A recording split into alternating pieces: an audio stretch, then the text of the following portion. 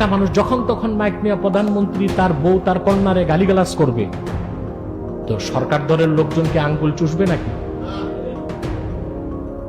বিপদে পড়ে police.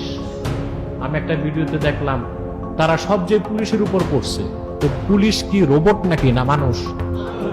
Police বাঁচার জন্য হাত দিয়ে পুশ করতেছে, বলতেছে গায়ে হাত দিলেন কেন, তো তুমি গায়ে পড়লা কেন? এটা কেমন কথা? এটা কি এখনো কি মগের মূল্য নাকি?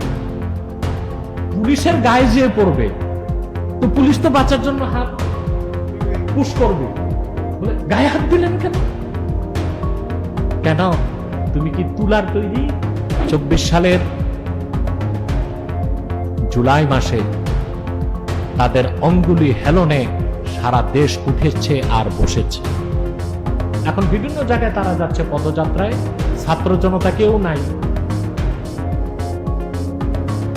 সমস্যা হচ্ছে তো এই যে সহিংসতা সৃষ্টি হচ্ছে, পলিটিক্যাল স্টেবিলিটি, রাজনৈতিক অস্থিরতা বাড়তেছে। এখন রাজনৈতিক অস্থিরতা বেড়ে গেলে বিদেশি বিনিয়োগ বন্ধ হয়ে যাবে। বিদেশি বিনিয়োগ বন্ধ হয়ে গেলে ইনফ্লেশন হবে, মুদ্রাস্ফীতি হবে। মুদ্রাস্ফীতি যখন হবে, পোলাও চাউলের দাম বাড়ছে 60 টাকা। পোলাও তো সবাই খায় না, বিয়ে শাদীতে ডেলি যে ভাত খান, এটাও কেজিতে 50 টাকা বেড়ে যাবে।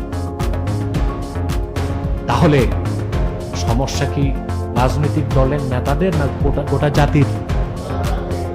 আর দেশের সেই ক্রান্তিকালে বিদেশিরা তখন হস্তক্ষেপ করার সুযোগ পায়। আমি এনসিপির নেতাদেরকে বলবো তাদের ধৈর্যশীল হতে হবে।